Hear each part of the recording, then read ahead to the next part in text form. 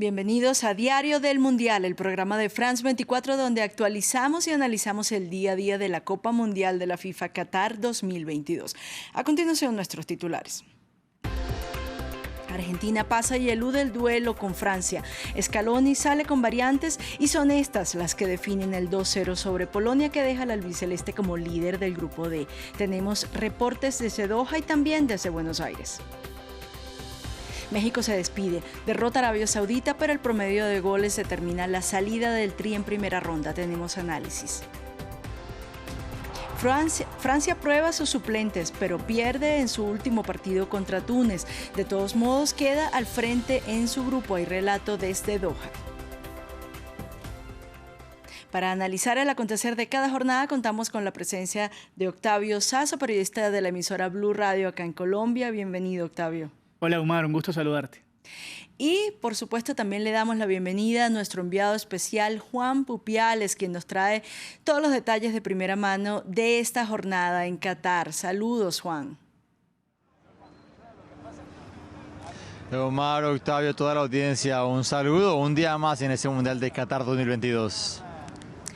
Argentina concretó el milagro. Un albiceleste irreconocible perdió ante Arabia Saudita en su debut, quedó obligada a 2 victorias para avanzar y eludir el duelo con Francia en octavos de final. La tarea se hizo. Hoy aparecieron variantes en la alineación que superó 2-0 a Polonia y esas variantes precisamente hicieron la diferencia. Juan, ¿quién nos puede contar de ese partido?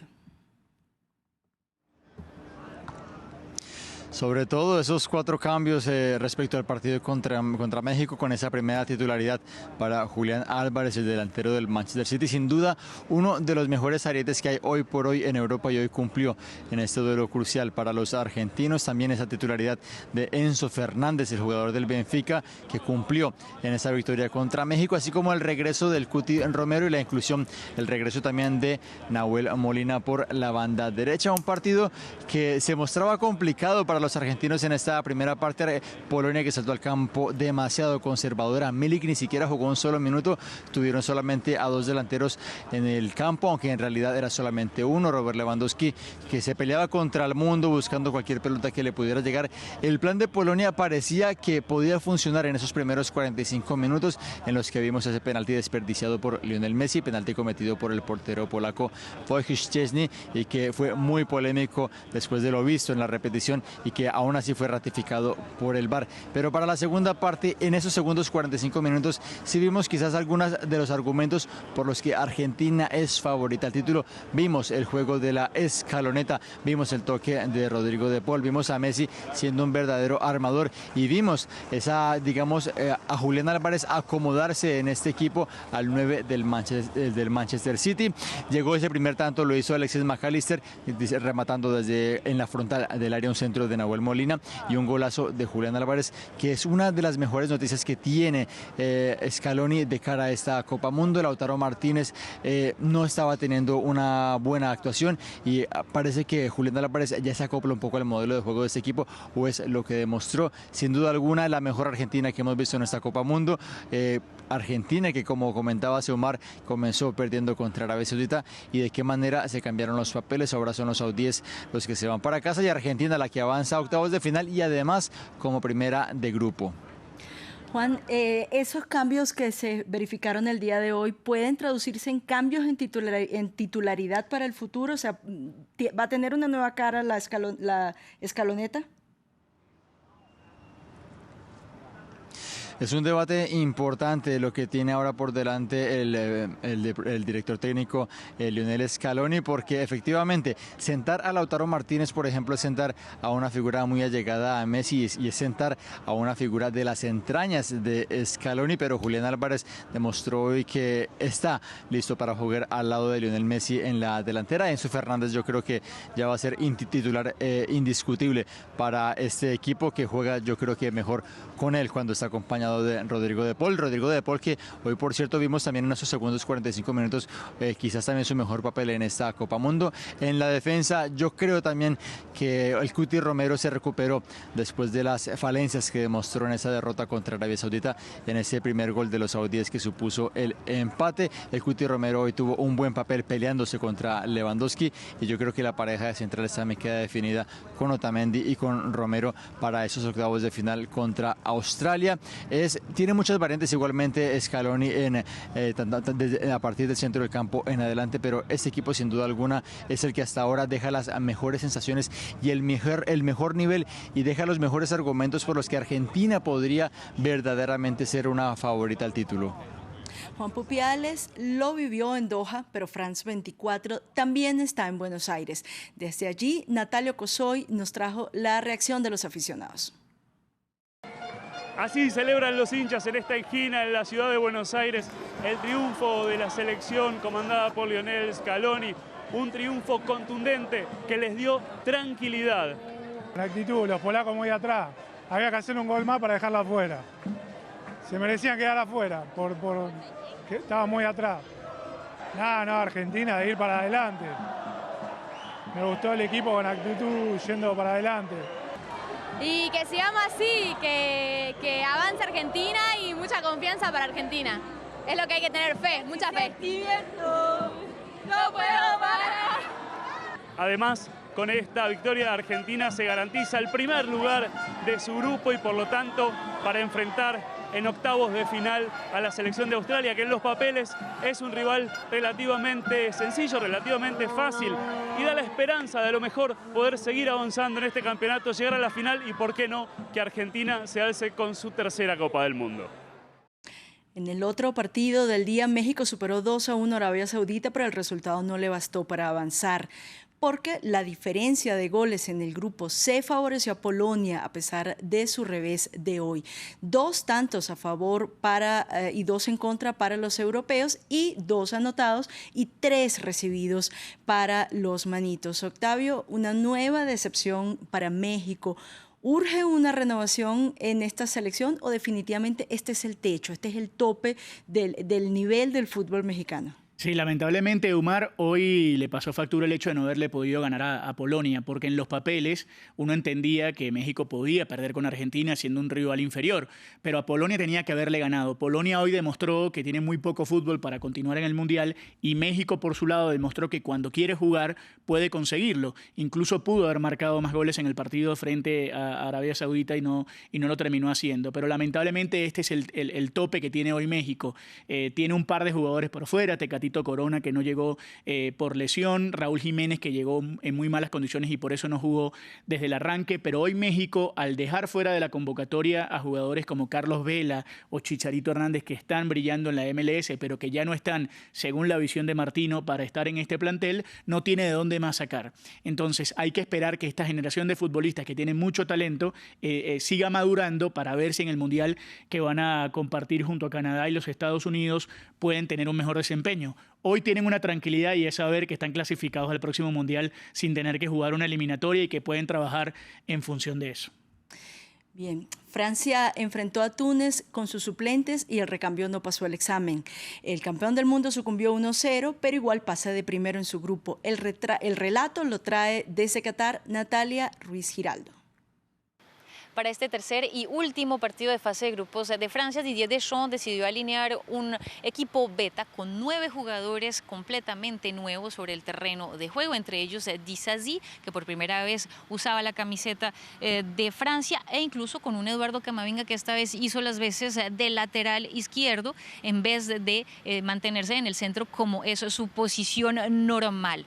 Y esto se notó bastante en el campo de juego, una Francia que sufrió muchísimo a lo largo de los primeros 45 minutos tratando de frenar todas las ofensivas por parte de Túnez, un equipo muy bien parado, muy organizado, con muchísima experiencia, y esto pagó porque ya al minuto 58 llegaría el gol después de un mal despeje de Fofana. Laiduni recupera la pelota, la da a Kasri y él mismo, el capitán, el número 10, es el encargado de abrir el marcador del único gol de este partido y dejar con vida a Túnez para los octavos de final. Sin embargo, embargo, pues Didier Deschamps logró hacer cambios, entrar la artillería pesada ya con Griezmann, con Rabiot, con Mbappé, y esto también se notó sobre el terreno de juego, una Francia que tenía ya mucho más la pelota, más creación, más incisiva, e incluso Griezmann empató el partido ya sobre los últimos instantes, pero fue un gol que terminó siendo anulado por estar fuera de lugar.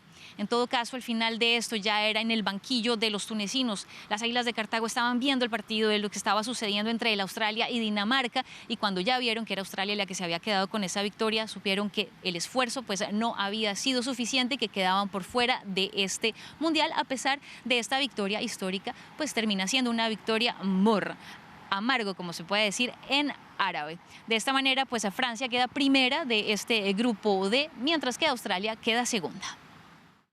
Octavio, ese partido incluyó polémica por el gol anulado a Francia y revisado aparentemente cuando ya se había reanudado la acción del partido. ¿Qué procede en una situación como esa? Porque entendemos que la FIFA va a recibir un reclamo por parte de la Federación Francesa. Sí, hay dos polémicas. La primera es que la jugada no queda clara, porque Antoine Griezmann es cierto que está adelantado cuando sale la pelota, cuando sale el pase, pero Griezmann no es el receptor. Entonces, al cabecear un jugador tunecino, en principio él queda en segunda jugada. Puede ser una lectura de segunda jugada y por esa razón tendría la posibilidad de que fuese un gol válido. Es una jugada de límite muy pequeño del reglamento. Y la segunda polémica es esa, que el juego se reanudó y luego detuvieron para ir al VAR. Y en principio eso no se puede hacer.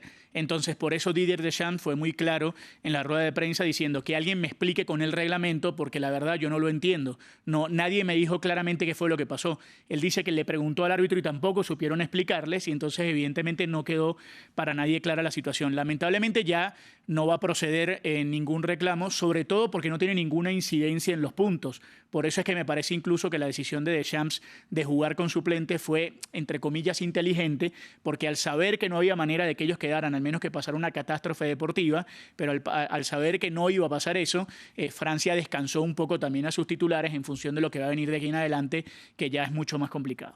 ¿Qué se puede rescatar de esa alineación completamente novedosa que mostró hoy Deschamps? Primero, lo que decía Natalia, darle la posibilidad a algunos jugadores que ni siquiera habían debutado con la selección francesa, y no hay mejor escenario para debutar que una Copa del Mundo, que se puedan quitar ese lastre, ese miedo escénico, esos nervios de jugar con la selección campeona del mundo, y luego darle rodaje a jugadores que normalmente no lo van a tener.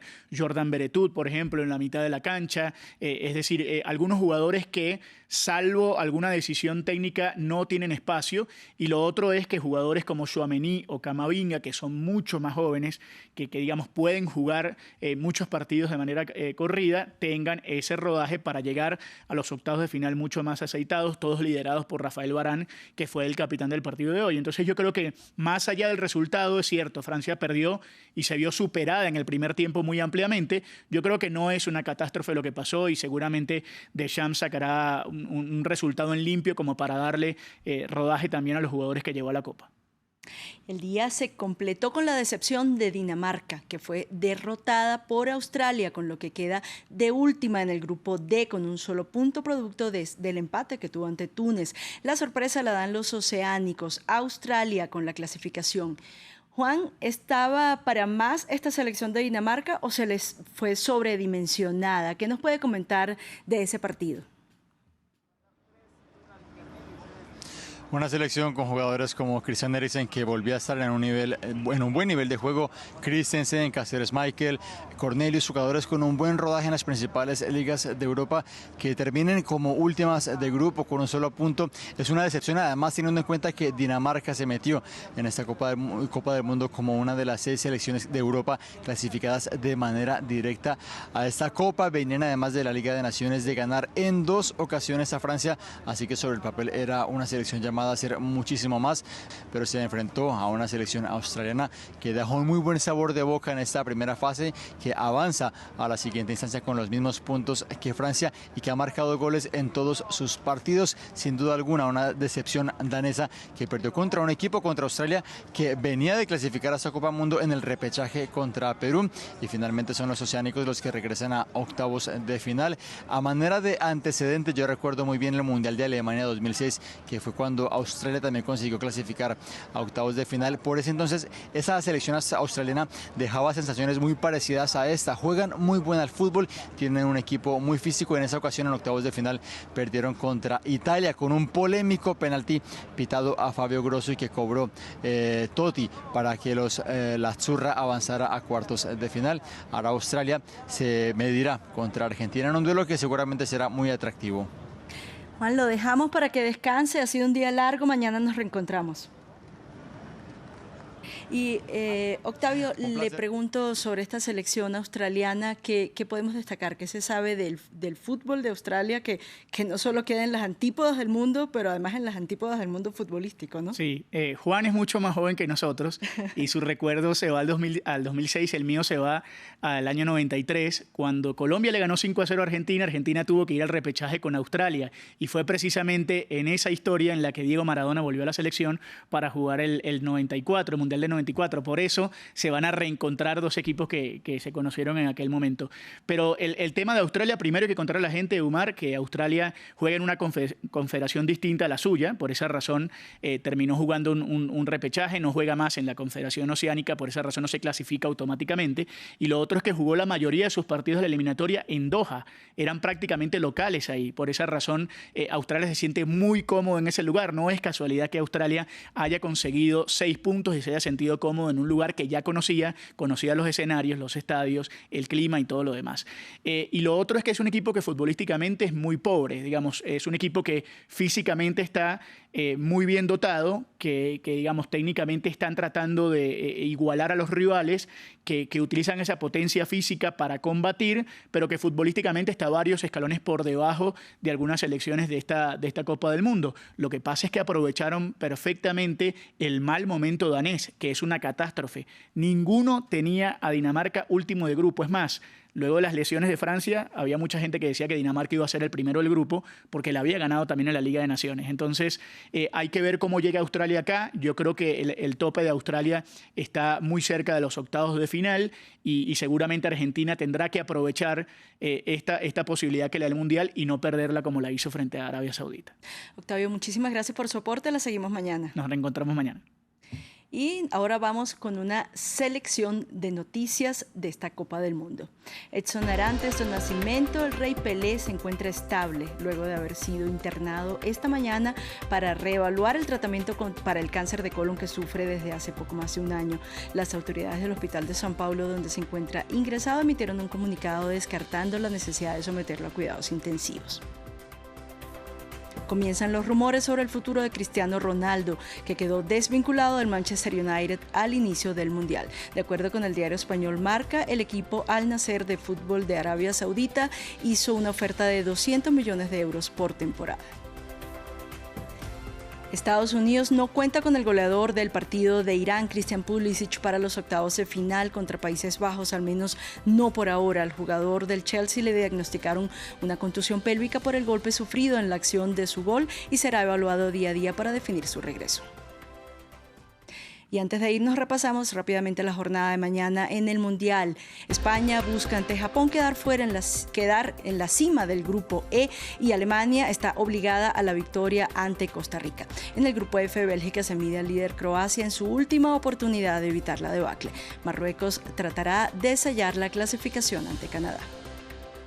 Hasta aquí Diario del Mundial. Los invitamos a acompañarnos de nuevo mañana y a seguir con la programación de France 24.